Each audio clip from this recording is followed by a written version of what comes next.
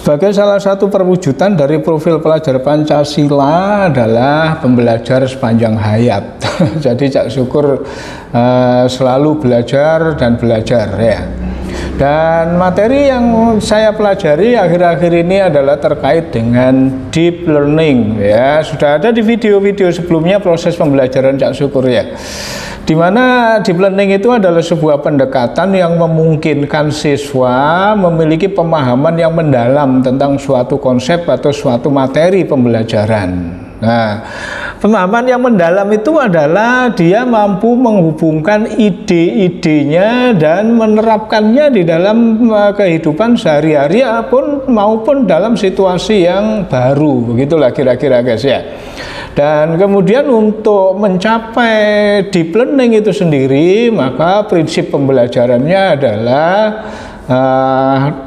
mindful learning ya, dan yang ketiga joyful learning ya, pembelajaran yang menyenangkan atau menggembirakan. Nah, dan sekarang masalahnya adalah bagaimana guru bisa melaksanakan pembelajaran sehingga mencapai itu semua atau bisa menerapkan 3 prinsip itu tadi. Nah, maka guru pandai di dalam memilih model pembelajaran dan strategi pembelajaran. Nah, sekarang Cak Syukur coba mengulik lagi model pembelajaran apa yang dapat digunakan oleh guru sehingga bisa mencapai deep learning tadi guys. Tentu, ada beberapa model pembelajaran yang dapat mendorong deep learning atau pembelajaran mendalam. Di antaranya, 1.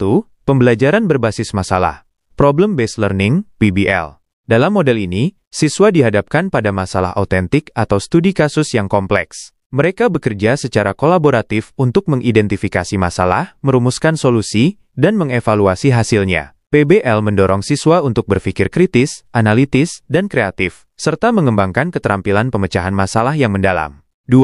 Pembelajaran berbasis proyek, project-based learning (PJBL). Siswa bekerja dalam jangka waktu tertentu untuk menghasilkan produk atau proyek yang bermakna. Mereka merencanakan, melaksanakan, dan mengevaluasi proyek mereka sendiri. PJBL mendorong siswa untuk belajar secara mandiri, mengembangkan keterampilan manajemen proyek, dan menerapkan pengetahuan mereka dalam konteks dunia nyata. 3. Pembelajaran inquiry, inquiry-based learning. Siswa diajak untuk mengajukan pertanyaan, melakukan penelitian, dan menemukan jawaban mereka sendiri. Guru berperan sebagai fasilitator yang membimbing siswa dalam proses inquiry. Pembelajaran inquiry mendorong siswa untuk berpikir seperti ilmuwan, mengembangkan rasa ingin tahu, dan membangun pemahaman yang mendalam tentang konsep-konsep. 4.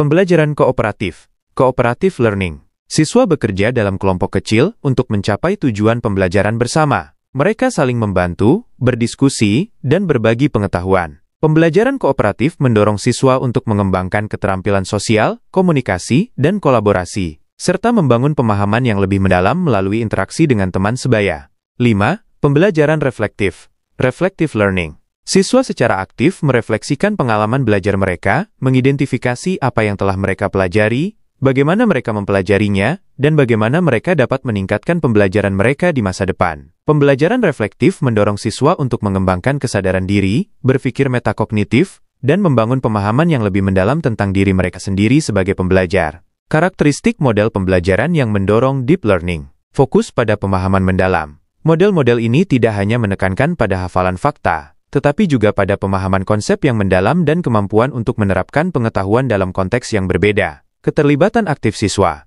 Siswa tidak hanya pasif menerima informasi, tetapi juga aktif ucastuyut dalam proses pembelajaran melalui diskusi, kolaborasi, penelitian, dan pemecahan masalah. Pembelajaran kontekstual. Konsep-konsep pembelajaran dikaitkan dengan pengalaman nyata dan konteks dunia nyata, sehingga siswa dapat melihat relevansi dan makna dari apa yang mereka pelajari. Pengembangan keterampilan berpikir tingkat tinggi. Model-model ini mendorong siswa untuk berpikir kritis, analitis, kreatif, dan reflektif. Pembelajaran berpusat pada siswa. Siswa memiliki peran aktif dalam menentukan apa yang mereka pelajari, bagaimana mereka mempelajarinya, dan bagaimana mereka menunjukkan pemahaman mereka. Dengan menerapkan model-model pembelajaran ini, guru dapat menciptakan lingkungan belajar yang memberdayakan siswa untuk mencapai deep learning dan mengembangkan keterampilan yang relevan untuk abad ke-21. Nah, itu menurut Mas Gemini ya. sudah jelas bahwa banyak sekali model-model pembelajaran yang memungkinkan terjadinya deep learning, guys ya. Nah, ada satu lagi yang belum dijelaskan oleh Mas Gemini di situ adalah tentang teaching factory yang ada di SMK. Nah, terkait dengan teaching factory nanti Cak Syukur yang akan menjelaskan, guys, kalau memang Mas Gemini belum bisa menjelaskan, begitu ya.